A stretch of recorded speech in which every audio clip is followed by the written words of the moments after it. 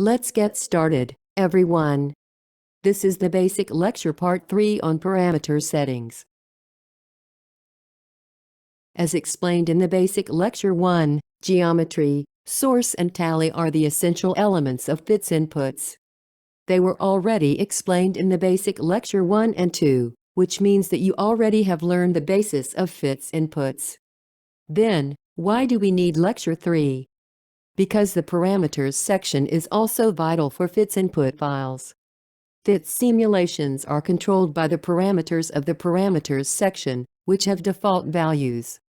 The default values are good in most of calculations, but depending on the calculation conditions, it is advisable to optimize the parameters to get reasonable outputs. For instance, by optimizing the parameters, a calculation was improved in this way.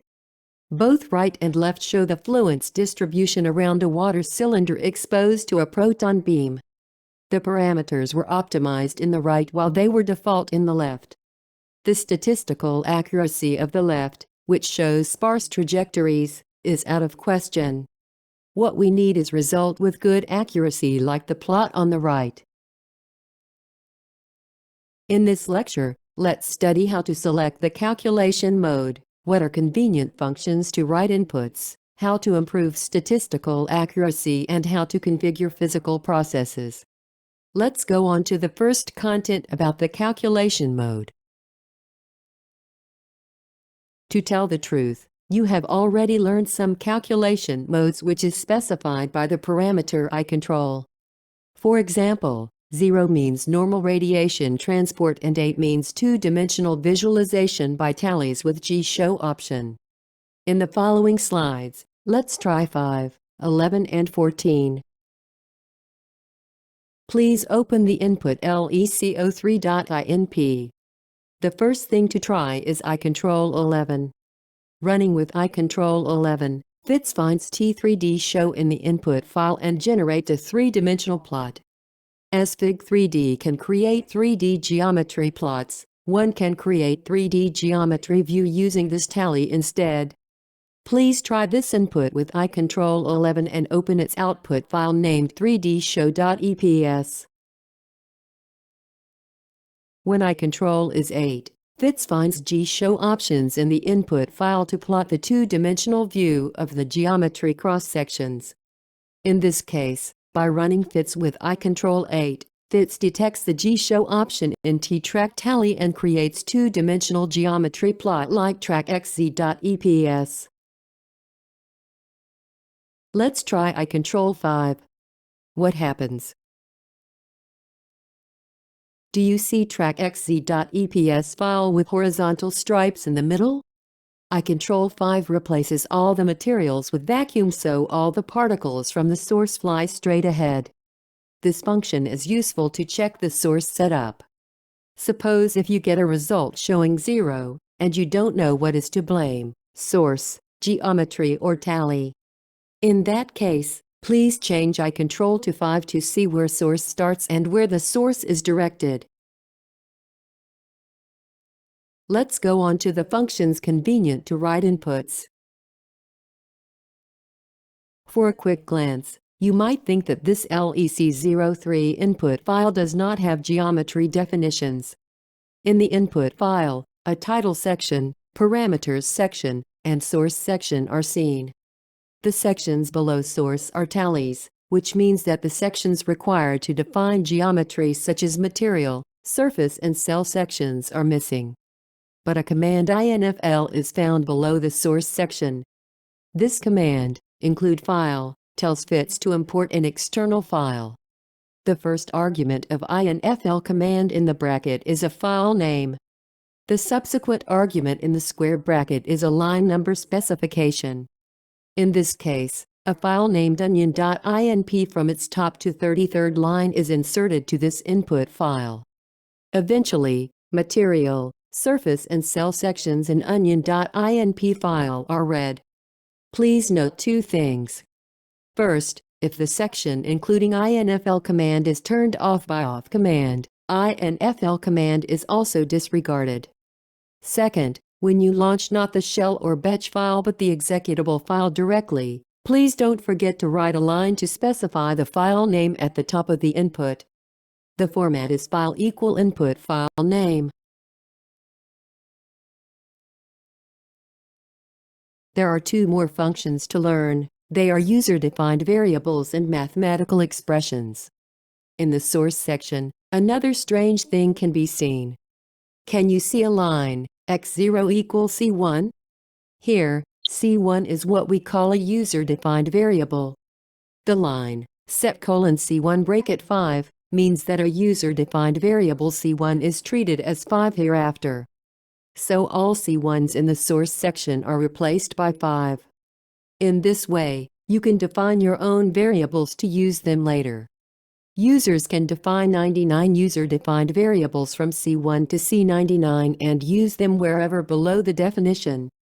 If you define C1 at one place as 10 and redefine it somewhere below as 20, C1 is 10 at first and C1 becomes 20 below the second definition.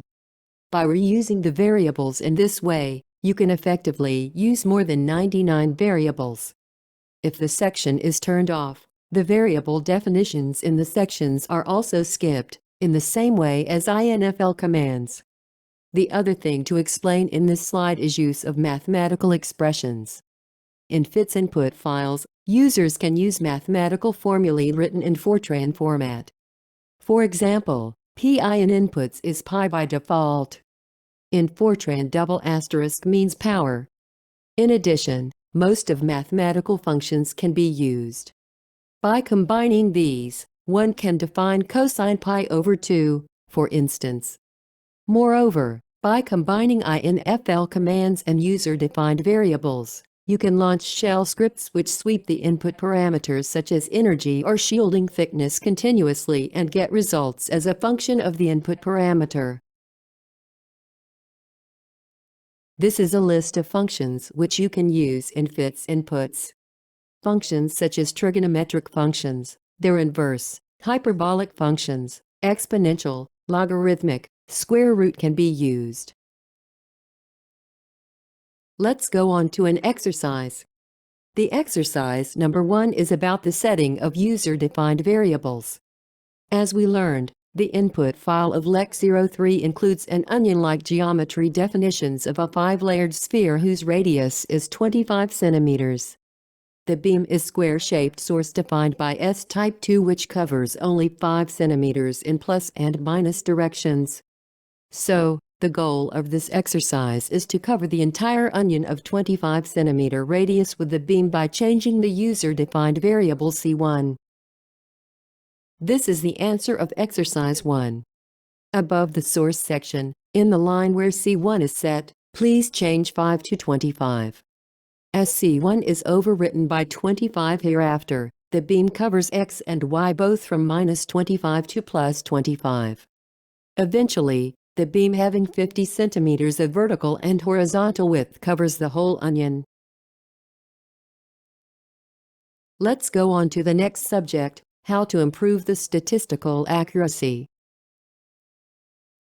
To think about statistical accuracy, let's take volume and surface calculation as an example.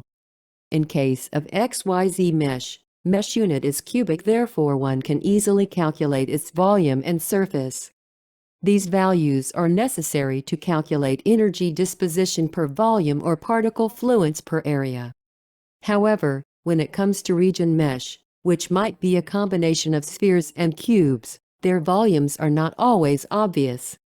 PHITS has a function to calculate the volumes of geometry elements in an automated way based on Monte Carlo integration. Have you ever heard of a method called Monte Carlo integration? It is a numerical method to calculate definite integrals such as surface areas and volumes using random numbers. Suppose there is a target plane and the area of interest is inside the target plane. Hitting the target plane at random and judging if the hit position is inside the area of interest or not, one can calculate the integral with statistical fluctuation. Suppose there is a square target whose side is a centimeter long and half of it is painted. Think of hitting lots of points inside square at random and count up when painted part is hit. Looking at the picture in this slide, number of points in the painted region and total number of points are 8 and 14, respectively. Then multiplying the area of square, a to the power of 2, and the ratio, 8 over 14, you can calculate the area of painted area as 8 times a square over 14. This value is close to the right answer, which is a square over 2. This case is very much straightforward because the target is square and the region of interest is triangle. But this method can be applied to arbitrary geometry, no matter how it is complicated. On top of that, this method can be extended to 3-dimension to calculate volumes. PHITS has a built-in function called t-volume tally which calculates volumes of cells. The procedure to hit points and count them up is automated and done internally. To be more precise, the whole target is uniformly exposed to virtual radiation which penetrates everything without being scattered or slowed down. Then the radiation travels inside the region of interest. The length of trajectory is tallied by an internal function equivalent to t-track tally. Let's try t-volume tally. The aim of this exercise is to calculate the volumes of onion layers. Please run PHITS after changing eye control to 14. Then PHITS runs in 14th mode, in which only t-volume tally is activated. T-volume tally projects virtual radiation from the cubic surface ranging from -C1 cm to +C1 cm. After running this input, please open volume.out file, which is the output of t-volume tally, to see what the volumes of these cells are. Here you see the answer of exercise 2.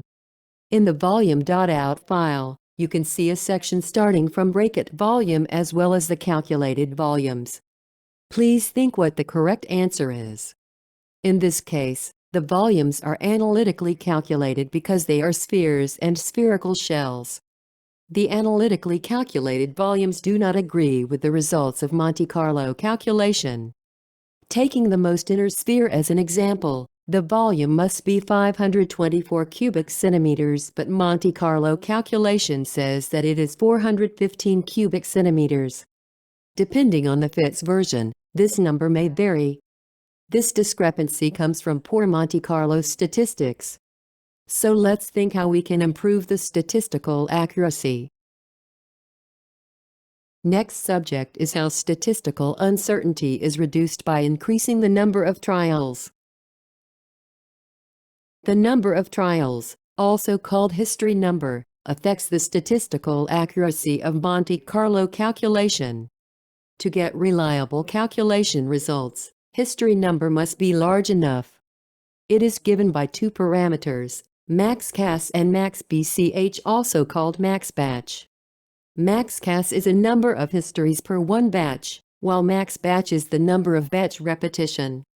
Max batch multiplied by max CAS makes total number of histories. You could come up with a question, why there are two parameters to define one history number. Please remember that history number is the number of particles starting from the source, which is defined in source section. Batch is a unit of histories, as it is called. Here histories are split into batches not to run all the histories at once. This is the reason why the idea of batch exists. Then why do we need to split histories? To tell the truth, PHITS internally runs calculation to dump the mean and statistical uncertainty at the end of each batch. PHITS writes such midway results not to waste time. Suppose you run a calculation that takes a week without batch splitting, you will never know if your calculation makes sense until next week. However, dumping intermediate results after every single history is not efficient because tally output takes some time. After all, max CAS and max batch should be optimized to make one batch reasonably long, not to spend too much time for tally output. In this type of test calculations, one batch should end in some minutes. When you run bigger calculations for your business, research or study, some hours or a day per batch is appropriate. Let's see how the statistical accuracy changes by the number of histories. Max CAS is 100 at first, so why don't we increase it to 1000? Then let's open volume.out to check the results. What the statistical uncertainty, the value on the right of the volumes, will be like? Does the uncertainty go down even more if you increase max CAS to 10,000? This is the answer of exercise 3. By increasing max CAS, the statistical uncertainty goes down. Eventually, the volume of innermost sphere gets much closer to the analytical answer of 524 cubic centimeters. Theoretically, history number and statistical uncertainty are related in following manner. First, the answer converges by increasing the history number. Second, the statistical error decreases approximately by square root of 10 when you increase the history number by 10.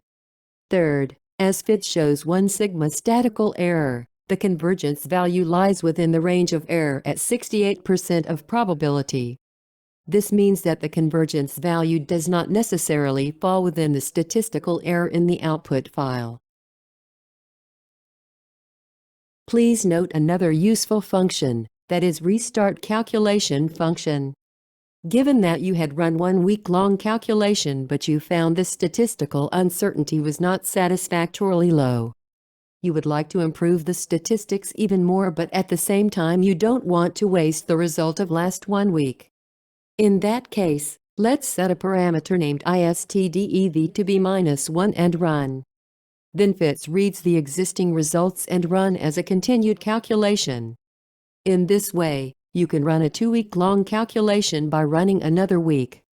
When you run a restart calculation, a message saying this is restart calculation pops up in the console screen. In the next slide, let me explain why this message is followed by another message saying about initial random number seed. The information on each batch in the restart calculation follows. So far, we haven't told you anything about the random number, even though PHITS uses random numbers. Some of you might have wondered why your calculation result is always identical no matter how many times you run it. This is because PHITS uses pseudo-random numbers. Pseudo-random number is a sequence of completely uncorrelated numbers which are created by certain algorithms. The algorithm built in PHITS doesn't change as long as you use PHITS, so the random numbers and the results are the same. The random number used in PHITS has a cycle of 2 to the power of 64, which is about 10 to 19. For the sake of reproducibility of the calculation, the initial random number is always the same, being 6.64729906141 times 10 to 12. This initial random number can be specified by a parameter called rseed. If rseed is 10, the random number starts from 10. Getting back to the story about restart calculation, you start a calculation with a certain initial random number seed and use certain length of random number sequence. If you launch a restart calculation, it inherits the final random number of the previous run as an initial random number and use another set of random number sequence. If you launch another restart calculation, subsequent random numbers are used. As a result, the statistical accuracy of this calculation becomes identical to that of 3 times as long. Not overlapping each other, all the random numbers are valid. After all, the core message of this slide is that you don't have to care about random number overlap. The next thing to learn is use of the batch file. As explained earlier, this calculation is split into multiple batches corresponding to sets of source particles. Users can terminate the calculation at the end of a batch by manually editing batch.out. Of course, you can stop it with Ctrl+C in the console screen, but by soft stop using batch file gives you all the results including PHITS.out. The first value of batch.out means the number of remaining batches. So if you overwrite it with 0, the calculation stops after the current batch. Let's try terminating calculation by batch.out file. Please be careful that timing is very important in this exercise. First, Please comment out ISTDEV not to make the calculation complicated. As we want to stop the calculation on the halfway, please increase max batch to 1000 or 1 million to make the calculation long. Then let's launch the calculation. Opening volume.out, you can see that the results are updated. Then please open batch.out and overwrite the first number to be 0. As soon as the current batch is finished, PHITS stops, with showing a message in the console window which says the calculation is stopped by batch.out. If you failed to stop the calculation, try again afresh. Please start the calculation, open batch.out and change the first number to be 0. The other tool to terminate calculation in halfway is STDCUT, which stops calculation when the statistical uncertainty satisfies the specified criteria. When the statistical uncertainty of all bins in the tally decreased below STDCUT of the tally, PHITS stops. In other words, STDCUT terminates calculation when the statistical uncertainty is good enough. STDCUT can be specified in more than one tally. In this case, calculation is stopped when all of the conditions are satisfied. So please be careful to set STDCUT in a tally whose convergence is slow. Calculation may take very long time. Let's try exercise 5. Insert a line STDCUT equals 0.01 in T volume section. After running this calculation, please confirm that the statistical uncertainty of T volume tally output is equal or lower than 0.01. So far, we learned how to terminate calculation in halfway. Then the next question is how we can run calculation faster. The answer is parallelization. PHITS has two options to parallelize calculation. One is shared memory parallelization, the other is distributed memory parallelization. Distributed memory parallelization by MPI is not easy because it requires installation of MPI protocol. On the other hand, OpenMP is much easier because it does not need any computer configuration in most environments. The downside of OpenMP is low parallelization efficiency. To use the same number of cores, calculation by MPI is faster than that by OpenMP. To use OpenMP, please insert a line starting with $OMP equal number at the top of the input. This number means the number of cores assigned to this calculation. If this number is 0, PHITS uses all the cores in your computer, slowing down all the other programs such as text editors, mailers, and so on. OpenMP is not available in 32-bit Windows and some Linux machines which does not have a library file named libIOMP5.so. In such Linux environment, please configure the setup of your machine following the PHITS manual. Once you launch your calculation with an input whose first line is $OMP equal 4, the calculation is parallelized in this way. In the console window, you see lines saying that OpenMP parallel processes from 1 to 4 were started. At the end, you see messages saying that OpenMP parallel processes were terminated. CPU time does not change very much in case of this short calculation, but when it comes to long calculations, the difference is noticeable. Next subject is the normalization of calculation. In the calculations so far, tally outputs were normalized to be per single source particle. In other words, no matter how many particles are shot from the source, the results do not increase because they were divided by the product of max cast and max batch. They instead converge to certain value. However, to compare calculated data with experimental data, the magnitude taking into account for the source intensity or beam intensity is crucial.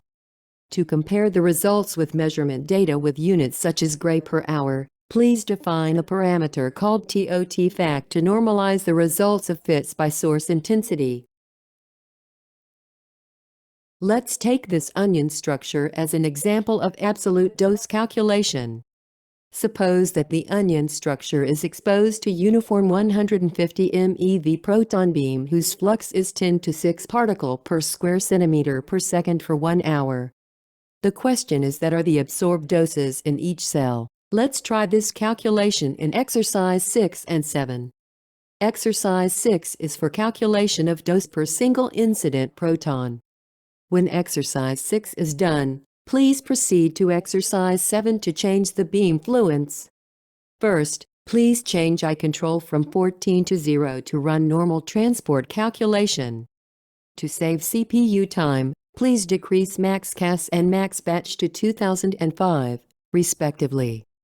To calculate absorbed dose, PHITS must know the masses of cells. So please activate INFL command, which imports volume.out by deleting comment symbol. Finally, activate T-deposit section by deleting off. The result of exercise 6 is like this. Being normalized to one source particle, the dose is about 0.32 picograys even in the outermost shell.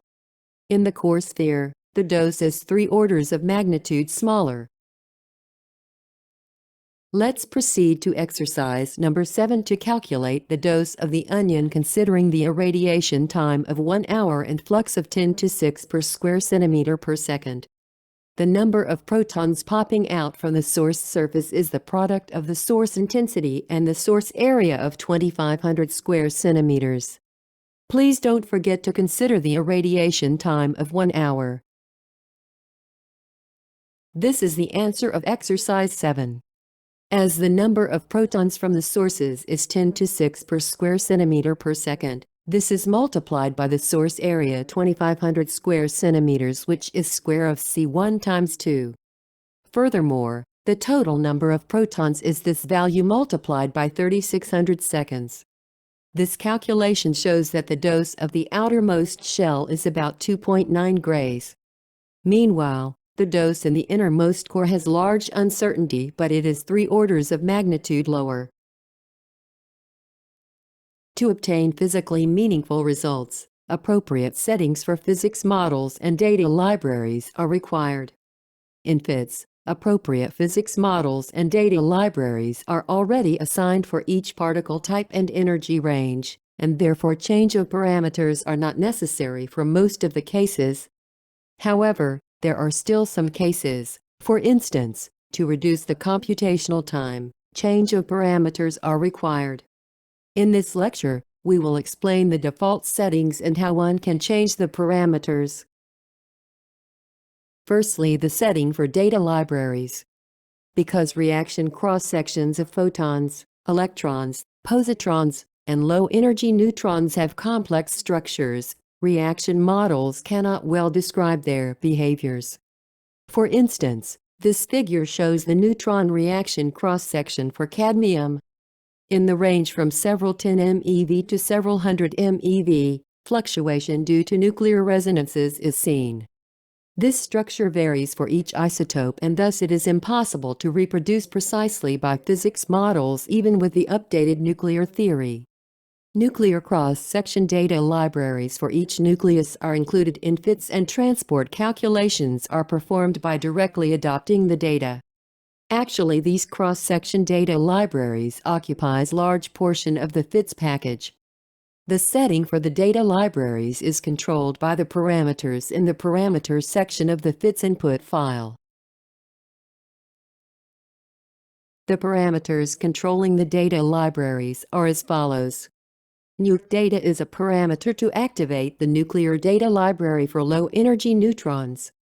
1 to activate and 0 to deactivate. The default value is 1, namely the nuclear data library can be used. PHITS adopted the general nuclear data library as default. NEGS is a parameter to select the option for transport photons, electrons, and positrons. When it is -1, only photons are transported by the PHITS original library. When it is 0, no photon, electron, and positron transport are considered. When it is 1, photons, electrons, and positrons are transported by the EGS5 data library. The default value is -1, Namely, only photons are transported, and electrons and positrons are not transported. This is to prevent too long computational time due to the production of tremendous number of electrons during the transport of protons and ions. Electron transport may not be necessary for users who are interested in ion transport. On the other hand, consideration of electron transport is necessary for microscopic scale calculations and neg=1 is required. E-min is a parameter to set the cutoff energy of each particle. The number in the bracket corresponds to particle ID. For instance, 1 is proton, 2 is neutron, and so on. The reasonable cutoff energies were already assigned as default values. Dmax is a parameter to set the upper limit energy for the data libraries. Above this energy, the transport calculation is performed by a physics model. Default values for Dmax are also prepared, and so you do not need to change unless you have a strong reason. The default values of E-min and Dmax are as follows. The data library is used to transport particles within the energy range between the cutoff energy E-min and the upper limit Dmax. For neutrons, nuclear data library is used from thermal energy to 20 MeV. For electrons and positrons, the default cutoff energy is 100 keV. For photons, the cutoff energy is 1 keV. Because the default values are given in this way, usually you do not need to specify E-min and Dmax. However, there are some cases the specifications are required as explained below. For instance, if you are interested in the simulation finer than 1 mm scale, the cutoff energy of electrons, 100 keV, is too high and need to lower to 1 keV. If the geometry is huge and no interest for fine distributions, it may be better to increase the cutoff energy till 1 MeV to reduce the computational time. In addition, if you would like to transport high-energy photons, electrons, and positrons, or you would like to use high-energy nuclear data libraries, increase of the upper limit Dmax is required. In some case, setting of data path may be required to use data libraries. The followings are the data path related to data libraries. File 1 is the path for the PHITS folder. The absolute path for the PHITS folder needs to be assigned. The default settings of other data paths are specified relative to the PHITS folder path, and thus you do not need to specify unless you change the folder structure inside the PHITS folder. The specification of the data path for File 1 is also not necessary if you have used the PHITS installer to install PHITS. The PHITS installer automatically registers the PHITS path into environmental path. The data path specification is only required when you install PHITS without using the PHITS installer. Let's try using data library. Firstly, please decrease the number of histories as maxcus equals 1000 and maxbatch equals 1 in order to reduce the computational time. Then please change the source to 10 MeV photon. Please add electron, positron, and photon in the part parameter in the T-track tally. This will allow you to see the tracks of electrons, positrons, and photons additionally to proton tracks. Firstly, let's execute PHITS with this input. No NEGS specification is given in this input, and therefore only photons will be transported. When you obtain the result, please check the track XZEPS file. The page 2 shows the electron tracks, the page 3 shows the positrons tracks, and the page 4 shows the photon tracks. You can confirm that no track in page 2 and 3 while there are tracks in page 4. Secondly, please add neg=1 in the parameters section and re-execute PHITS. Electrons and positrons will be also transported, and you should be able to see tracks in page 2 and 3.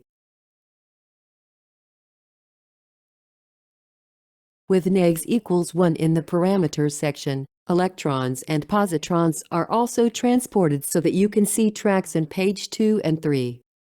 The photon tracks do not show significant difference compared to the previous result without neg=1. If you are interested in only the dynamics of low-energy photons, specification of an EGS may not be necessary. In the next, let's change the cutoff energies. The default values of electrons and positrons are 100 keV. Please set a min 12 and a min 13 to 1 keV in order to lower the cutoff energy to 1 keV and check how the computation becomes longer in time. You can realize the computational time becomes much longer compared to the 100 keV cutoff energy calculation. However, if you see the track distribution in track XZEPs, no significant difference is noticed. This is because the range of 100 keV electron in water is about 0.14 millimeters, and thus you cannot see much difference in the scale. Consideration of the scale of physics is required to set appropriate cutoff energies. In contrast, you can reduce the computational time by setting the higher cutoff energies for large-scale geometries. Let's move on to the topic of the physics models. Firstly, the options for charged particle beam transport. Charged particle beams are broadened by the multiple Coulomb scattering with the elements in matter. PHITS adopted angular and energy struggling models to reproduce the beam broadening. The angular struggling is activated by n-spread parameter and the energy struggling is activated by n-disp parameter in the parameter section. The recommended settings are n-spread equals 2 and n-disp equals 1. This figure shows the Bragg peak of the carbon beam in water. Without angle and energy struggling, carbon beam produces a very sharp Bragg peak. In reality, however, the peak is broadened due to fluctuation of the peak position of each carbon ion due to the struggling. Parameters to change nuclear reaction models are as follows. PHITS includes many physics models inside, and appropriate models are already assigned for each particle type and energy range. It is possible to change the physics models to study influence of the different physics models. The parameters listed in this table are for this purpose. This table shows the list of physics models and their energy threshold parameters. Explanation of event generator mode. This function is a unique feature of PHITS, which does not exist in other Monte Carlo codes. Transport of low-energy neutrons are computed by the nuclear data library. The reactions and transport of neutrons are calculated with a good accuracy, but production of secondary particles and transport of recoil particles are not considered. This is because only part of the reaction channels within countless number of channels are included in the data libraries, and reproduction of the whole reaction system including secondary particles as an event is not possible. In PHITS, therefore, the event generator mode is prepared, which combines statistical decay models with the nuclear data library to reproduce an event of the whole reaction system of low-energy neutron reactions. The event generator mode produces an event includes secondary particles satisfying the momentum and energy conservation as a whole reaction system. The use or non-use of the event generator mode should be decided according to the purpose. Cases for better to use the event generator mode are when you are interested in the secondary products of neutron reactions such as proton and alpha spectrum from the neutron incidence, or detector response simulation requiring the event information. Cases for better not to use the event generator mode are the shielding calculations only interested in the neutrons and photons, or simulation for tracing low-energy neutrons precisely. In addition, the neutron dose is computed within the Kerma approximation when the event generator mode is off, and thus good statistical results can be obtained with less computational time. The activation of the event generator mode is controlled by the E-mode parameter. E-mode equals 0 is specified as default value so that the event generator mode is not activated. Please set E-mode equals 2 to activate the event generator mode. Let's try to use the event generator mode. Firstly, let's calculate without the event generator mode. To reduce the computational time, Please remove the cutoff setting of electrons and positrons. Then please set the source to be 10 MeV neutrons. Please replace all to neutron and proton in the part parameter for the T-deposit tally. Then let's check the text file deposit out after executing PHITS. Around the line 29 of the deposit out, you should see the result as follows. You may see statistically different results due to the different version of PHITS, but you can confirm that the values exist in the neutron column while the values are 0 in the proton column. This is because protons which should be produced from neutron reactions are not transported without the event generator mode, and thus the dose by protons is 0. Without the event generator mode, the neutron dose is computed by using the Kerma approximation. Secondly, let's set E mode equals 2 in the parameters section to activate the event generator mode. With the event generator mode, the neutron dose is not computed, but instead doses from the secondary particles are computed. To avoid the double counting, the neutron dose becomes 0 even if it is specified. The warning message shown in the pop-up window is indicating this fact that part equals neutron is specified in the T-deposit tally even though the event generator mode is activated. After executing PHITS, please check the dose contributions of neutrons and protons in the deposit out file. With the event generator mode by E mode equals 2, the neutron dose becomes 0 while the proton dose has values. Compared to the case with E mode equals 0, the roles of neutrons and protons are exchanged. The values become almost equivalent when you increase the number of events. When we see the statistics, it is worse with E mode equals 2. This is because the neutron dose is computed by the Kerma approximation for E mode equals 0 so that it can be computed as long as there is neutron flux. On the other hand, the proton dose is only computed when secondary protons are produced by the rare neutron reactions.